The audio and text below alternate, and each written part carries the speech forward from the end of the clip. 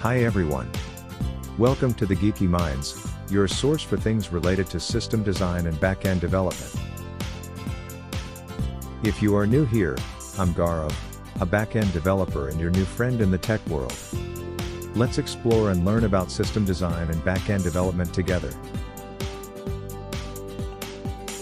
Don't forget to check out my blog, https://thegeekyminds.com for even more great content. And please don't forget to like, comment, and most importantly, subscribe, so we can continue this amazing journey together. So grab a cup of coffee, kick back, and let's get started. How do microservices communicate with each other? Microservices is a type of architecture for building distributed software systems.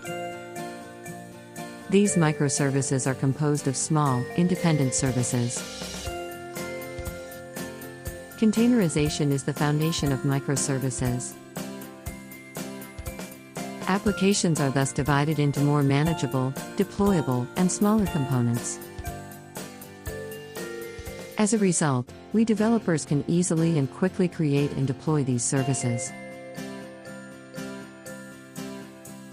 Mainly because we need not be concerned with complicated dependencies. With the help of microservice architecture, developers can build programs that can easily scale and endure disturbances. The microservices can then be set up on platforms for distributed computing or cloud computing. In this video, we will discuss microservices, what they are, and how they interact in distributed computing settings. We will also talk about the advantages that microservice design offers to customers, companies, and developers alike. Let's dive right in. Microservice architecture is a popular way to build applications that are composed of multiple services. However, orchestrating communication between these services can be a challenging task. When different services need to communicate with each other, there are several challenges that need to be addressed, such as latency, reliability, scalability, and security. So how do microservices communicate with each other? Microservices provide the flexibility and scalability needed for modern applications. However, for microservices to work properly, they must be able to communicate with each other in a secure and reliable manner. This is where protocols and architectures come in.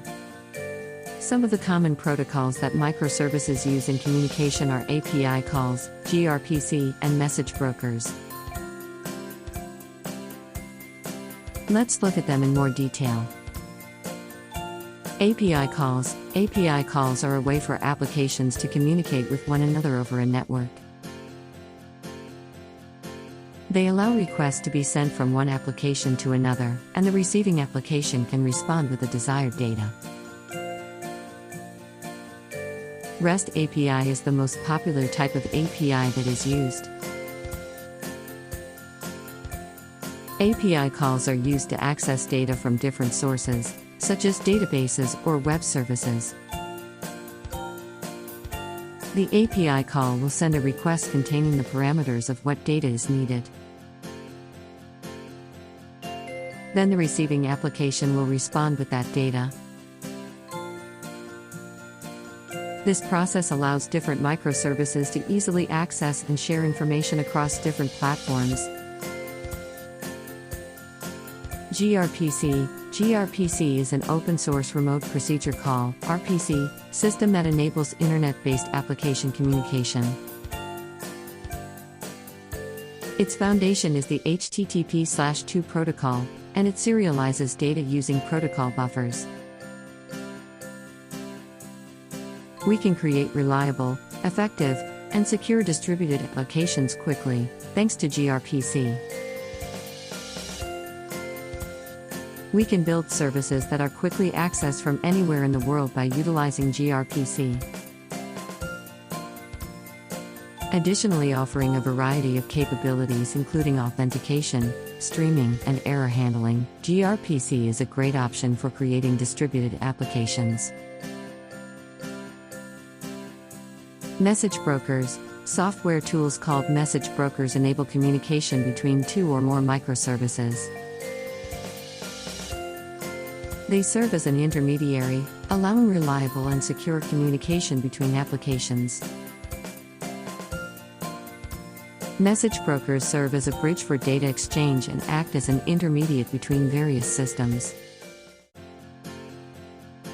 They can transport communications between various apps or services as well as send and receive messages.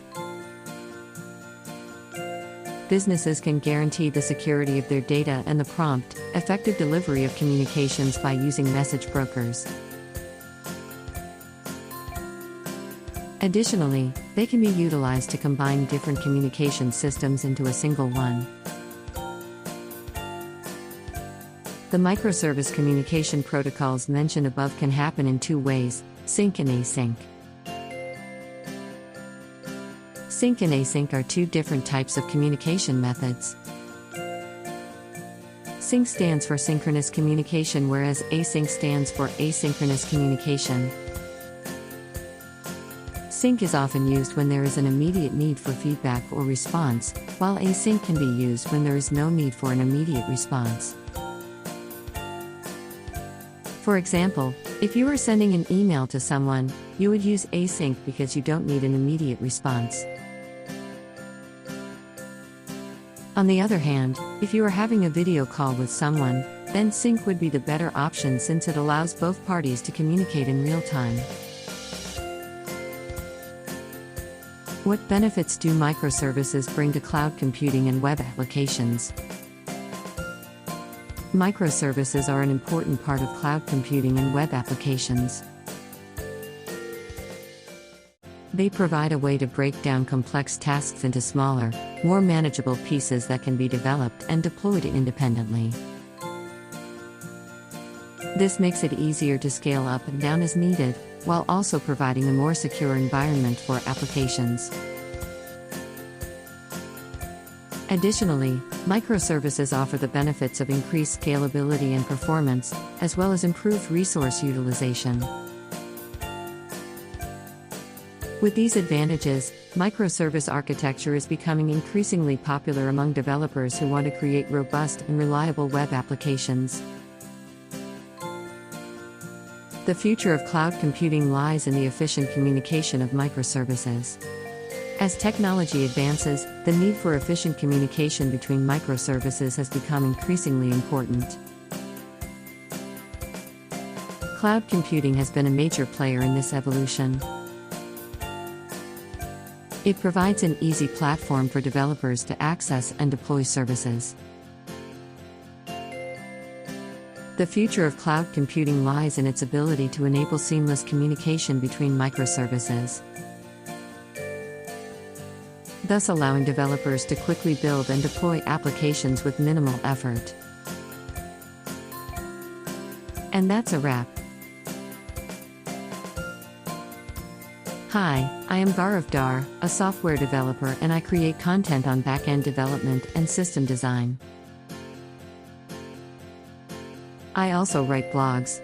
Subscribe to my newsletter and learn something new every week. https://thegkminds.com/subscribe